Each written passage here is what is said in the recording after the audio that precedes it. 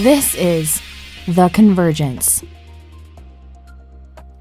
Hi, everybody. Welcome back to The Convergence, where every week we talk about Web 3.0 and the convergence into sustainability. How can we solve the world's global problems with all this great new technology that's out there? I'm excited this week because we're going to really talk sustainability. We're going to talk about emissions trading. We're going to talk about carbon credits, something I've mentioned in almost every episode. But today I'm fortunate enough that I have the experts.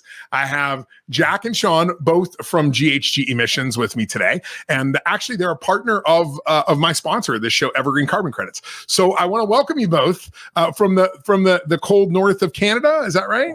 Yeah, just north of the border. Thanks for having us on here. Yeah. What is the temperature there today? Just so that I can compare it to the 96 degrees it is here in Tempe, Arizona.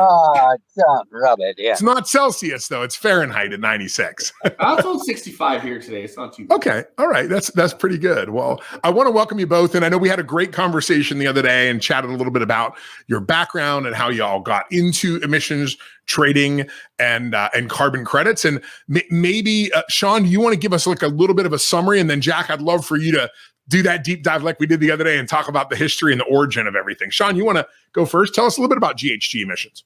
Yeah, so GHG Emissions was created over a decade ago. Jack was the original founder, and he had a lot of foresight. He was about a decade early on some of this stuff, but as the market's evolving now, it's early training into something. So GHG is created simply to promote green projects, to create carbon credits, to assist companies with becoming more green, where we could go in and do a feasibility study. How do you operate on a green passport, for lack of a better term? So, sure.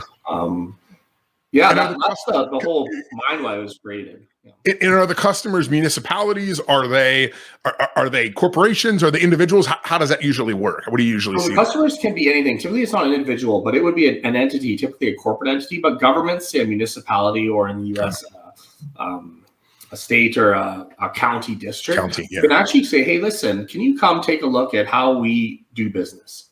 And is there any way that we can do business in a more sustainable manner?" And whether or not that would create a carbon credit is just about neither here nor there. You would have a starting point to say, hey, listen, in your normal course of business, you have this big of a footprint. And once you have that, you basically have a starting point to kind of go in whichever direction you want. Like, what are some things we can do to reduce your footprint? Is there any way that you can have a project, say you're a municipality, where you'd be able to generate some carbon offsets, for example? I mean, let me just interrupt for a second, just so that the audience understands. I mean, a carbon offset is really just that. It's essentially saying that in the normal course of doing business, I produce this much baseline pollution, and I want to do things that can reduce that, but there's always going to be a portion of my business that maybe I can't do that with. So I'm going to offset that footprint by buying a carbon credit that is a certified product that you can be assured goes back to that original project, right? It's growing, reforestation of the Amazon. It's hemp farming. It's projects, other projects out there that somebody else is doing that are offsetting what you're putting into the environment. And if you think about it, we're a global environment, right? If you pollute across the border, you Canadians up there, all your pollution, pushing it down here to the Americas. But understanding it as an entire system and recognizing that reducing it someplace else actually has an effect here. Yeah, I would actually explain it in a very simple way. So imagine you're driving your car, a combustible engine car, and as you drive, you emit carbon. And so over time, you'll emit one ton of carbon eventually. Sure. Now, so that would be your footprint of driving your car X miles. You now have put a ton of carbon in the atmosphere, and you nailed it exactly right. We would go out somewhere else, and one of the easy examples is a farmer, for example. If you could say, if a farmer was planning to do whatever, plant a field of soybeans, but this season he said, you know what, I'm going to summer follow that field. We have enough production in other areas. So we're actually not going to grow it, even though we have the capability to, but we have enough production elsewhere. So we're now not going to use the seeder. We're not going to use the combine. We're not going to use the baler. We're not going to use those things. So what they're doing is they're acting in a very sustainable manner. Instead of just maximizing their output, they're creating a bit of a balancing act to say, hey, listen, how do we get an acceptable level of output, but at the same time, try to reduce carbon. So that's interesting. And I hadn't really thought about that. We always think about it's like somebody planting a tree on your behalf, but it could be somebody not doing something as well. Exactly. Them not polluting and when they planned on doing it. And that, so that's interesting. All right, Jack, you're on the hot seat here. Tell us your history with this. You've been doing this for a long time.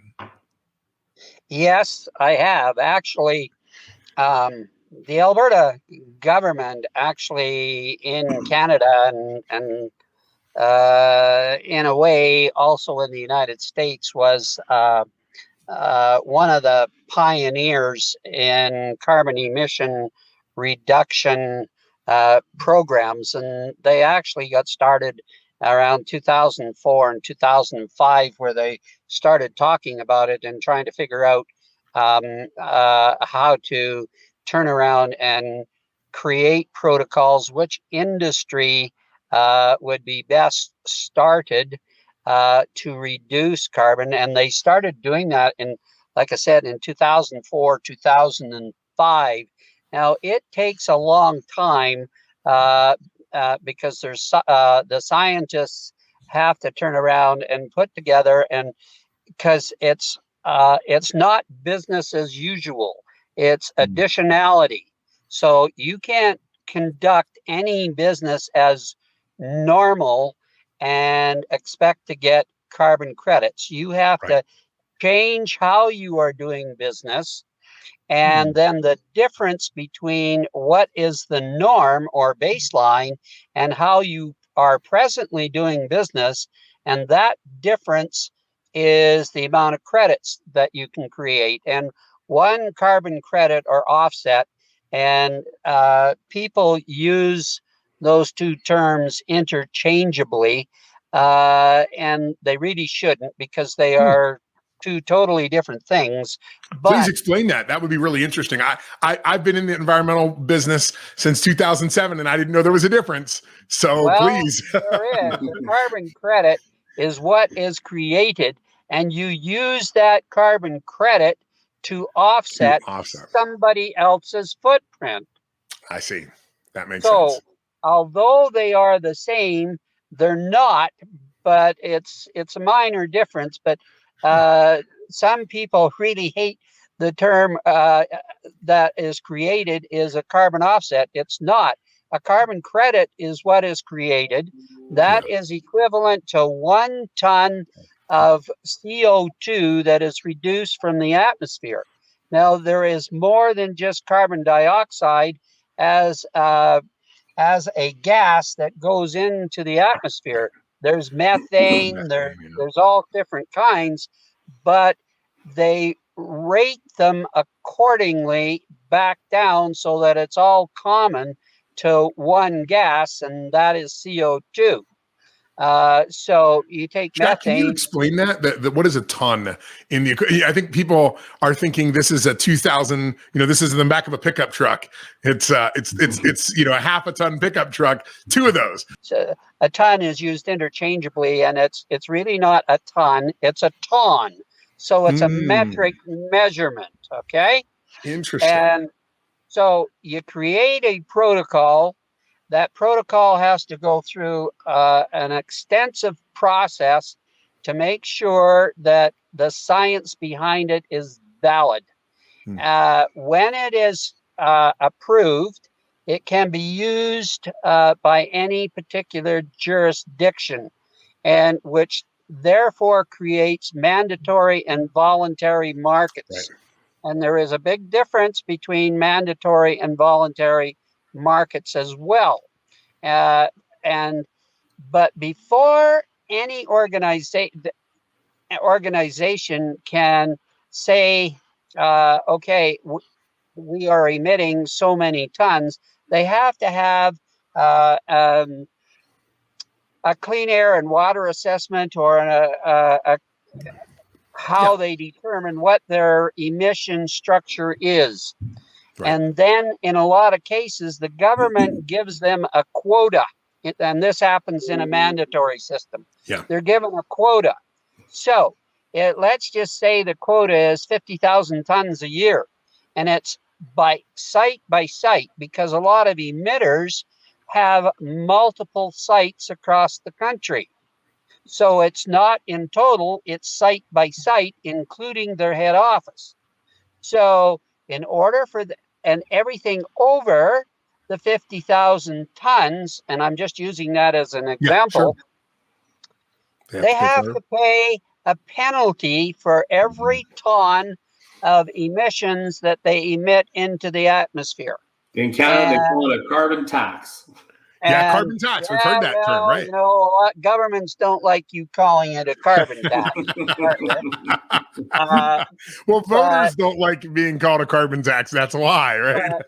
You know, at least the Alberta government got, they were right, because in one sense of the way, it wasn't a tax. And you got to understand that in a lot of cases, the government did not get any money at all from the carbon credits. Right. Okay. It was a trade system between businesses, right? It was a trade system between businesses. So to use Shawn's analogy of a farmer, if a farmer was able to turn around and create carbon credits, he could go out and sell those carbon credits to the emitter. The government never got 1 cent of that. Yeah. And so the let's just use a figure of when it first got started of $15. Yeah. So if they had to go pay the government the $15 per ton of emissions, and they could go out to a farmer and pay the farmer $10 a ton, guess where all day long? All day long. Sure. And then he used those tons for his emissions quota. Yeah. And so the farmer gave the farmer an additional source of revenue and incentive to change his farming practices. The government won because they were initiating a reduction system. Yep. And the farmer won because he got an additional source of revenue. So I want to talk with you for a few moments about Evergreen Carbon Credits, one of the sponsors of this show. I started working with Evergreen when I was telling a friend of mine who's involved with that company about my efforts to try to learn more about blockchain, NFTs, crypto, all the things in this space. And he showed me Evergreen. Evergreen was a really unique solution. I've looked at carbon credits in the past. I've been in the sustainability industry for almost 15 years. I understood what they were. You were buying an offset to offset the carbon footprint that you or your company has. But I also understood the challenges with that. They're sold in very, very large blocks, and then people break those blocks up and try to sell individual credits or small clusters of credits to businesses. And that creates some room for fraud, for people to not be up and up on what that project is, if that carbon credit is real. And there's challenges with that. And you can Google it right now and find there's a big case in Europe going on about fraudulent carbon credits. But what Evergreen did, I thought, was really unique. They took this idea of NFTs and they took blocks of carbon credits and broke those things down into tens of thousands or even millions of individual carbon credits. They can actually fraction those even out to a tenth of a carbon credit if they needed to. And they were able to then create a smart contract around that carbon credit so that you can track it back to its origin. You can find out what project it was associated with, but you are also guaranteed that the carbon credits you're getting from Evergreen are the real deal. You get that certificate, you get that certification that only the blockchain can do. So that's why it made sense for them to come on as a sponsor of this show. We're talking about all this new technology, and with new technology comes higher energy usages in some senses. And Evergreen is here to help offset that. If you want to look to maybe improve your image in the marketplace, maybe you're looking to offset some of your carbon footprint, not even just for your image, but actually for the sake of the planet. head on over to evergreencarboncredits.com and check out what they do. You can buy credits for as little as $11, and you'll get the certificate and the NFT that you can put in your wallet that shows that you've actually made that contribution. And that money, particularly right now with the projects they're working on, is going to reforestation in the Amazon. I think that's something we can all really get behind, particularly when we understand that the environment, the climate we're all connected to it.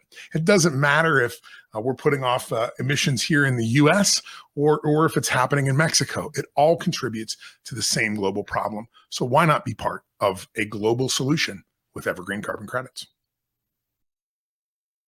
Jack, let me jump in here for a second, because I think it's important. And I've been working in the sustainability field since 2006, 2007. And I got to see some of the history of this sort of emissions trading. And a lot of people don't know that actually George H.W. Bush, some people consider him the father of emissions trading. And in the US at that time, if you grew up in the 80s, if you're a child of the 80s, you probably remember acid rain. It was something that was talked about in schools. Correct. And it was always this terrifying thing of, you're going to walk outside and you'll be skeleton.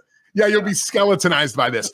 But what I like that what George H.W. Bush did is he went to the Republican Party and he said, I've got an idea. What if we take capitalism and apply it to the environmental market? And he came up with this concept of emissions trading, exactly what you've just talked about. He said to the industries that were producing acid rain, okay, if you're going to pollute, here's your cap.